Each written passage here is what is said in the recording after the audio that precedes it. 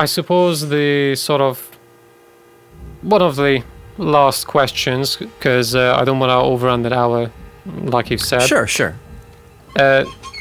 If you could give one tip to another composer who wants to write in this style, what would it be? How could a composer best approach writing something in general as to the types of tracks that you're writing?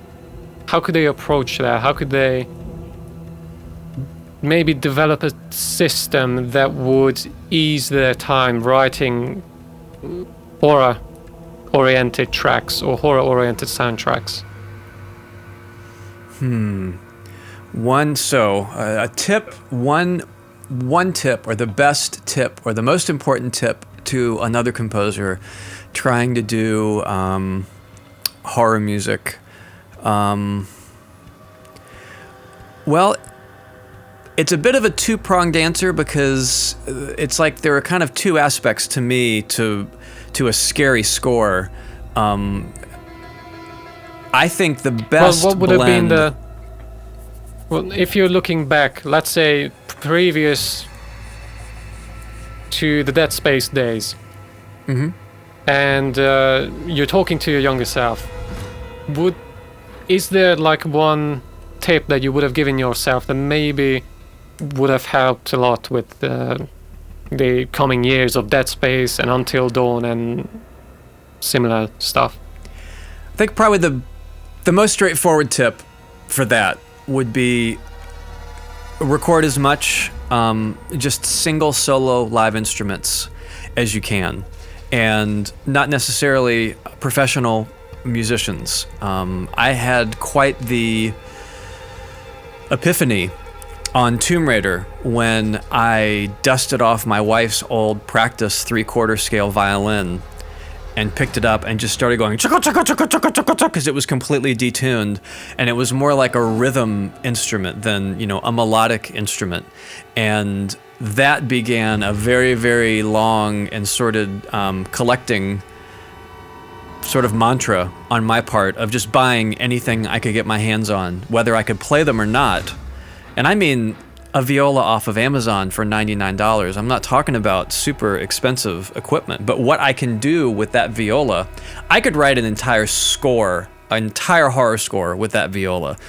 And I would be doing some things live in the computer, like an effect or something, but I would be doing a lot of sampling, because the power of one instrument is multiplied times 10 when you record yourself doing something 7, 8, or 10 times, and then all of a sudden you do have what sounds like a viola section. And that's where you get that blurred line between music and sound design. And if you have a microphone and you have the ability to record something, that means that all bets are off. You can record your viola bow on, your metal trash bin cover. I've done it before. I recorded chicken wire fencing that was rolled up, leftover chicken wire fencing. That was also in Tomb Raider. I recorded that with a bow, and it sounded like this crazy waterphone sound effect thing. Literally anything is an instrument and a sound source when you have a microphone, especially now. I mean, 10 years ago you could do a little in the computer, but now, geez, with processing and plugins and dropping things 5 octaves and stretching them out to sound over 20 seconds instead of 2 seconds, and it really is, the world's your oyster for sound design. And if you have a single instrument, strings are especially effective, I think, because of their sustain. You don't need to blow. You can just sit there and kind of bow infinitely, and you have such a wide range. So I have 2 violins, a viola, a cello, and a bass, and I use them all the time. I can't play any of them at all, like at all. But I can sit there and mute the strings and go dunk dunk dunk dunk dunk dunk dunk dunk dunk dunk dunk dunk dunk dunk dunk dunk dunk on all 5, and it sounds really terrifying. Yeah, I think I was watching one of the studio tour videos that is currently on YouTube, and I think there's a section in there that I think you were beating on a cello with 2 bows, was it, or 2 sticks? But you were definitely beating on the low string of a cello, and that sounded very good as well. Right? And again, that's my background as a drummer, and especially as a percussionist, is I have this huge saddlebag full of 1,000 different mallets and things. So a lot of times it comes to, okay, I'm playing the vibraphone, but which kind of yarn mallets, or am I going to use rubber mallets, or what's the weight of them, and how soft or hard are they going to be? So that my brain just translates that to, I think that was a contrabass you're talking about. I ended up using wooden dowels on the contrabass string, and I just tuned it to like a low D, and and then it's a drum, basically, that resonates. I've used pencils on like violin and viola as well, because they're lighter, and it's just it's like equally inspirational to play things like that in terms of production, and then when you have them in the computer, it's inspirational again from a musical standpoint, because you've recorded something, and at least with me, I'll hear it and go, oh, actually, you know what would be really cool if I get out, let's say I was playing on viola, what if I get out the bass and I use bigger like wooden dowels on that, and then it just sort of escalates. And I doubt that there are that many people doing whatever it is you're going to think up of. Sure, people have recorded strings like that a million times, but no one's playing it the way I am.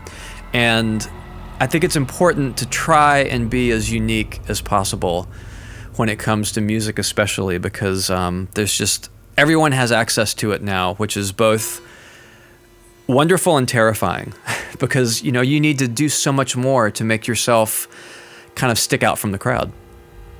Right. And so there's one last question that I would like to ask, but outside of the interview. But there is one sentence that I would like, well, two sentences that I would like to end sort of this portion of the interview with. That sort of really stuck with me. And surprise, surprise, it was from Dead Space 1. And it goes like this. Not a voice actor, so I apologize if I butcher it. Never heard of a total communications blackout on one of these things. You'd think with 1,000 people on board, someone would pick up the phone. Like, that to me, because I'm a fan of cosmic horror, that to me is just perfect. Yeah, they did their research big time. I don't know if you know this or not, but well, do you know sort of the main film that was a big influence on the sort of visual design and script for Dead Space? Do you know what film they used? I've watched a couple of documentaries. If you would have asked me this question a couple of days ago, I would have been able to answer. I think, well, the third one was very much the thing oriented. Right. To me, snowy, sort of. Well, the first one, I'm trying to remember, well, besides Alien. There was some other that I can't remember right now. Some other horror film, not the...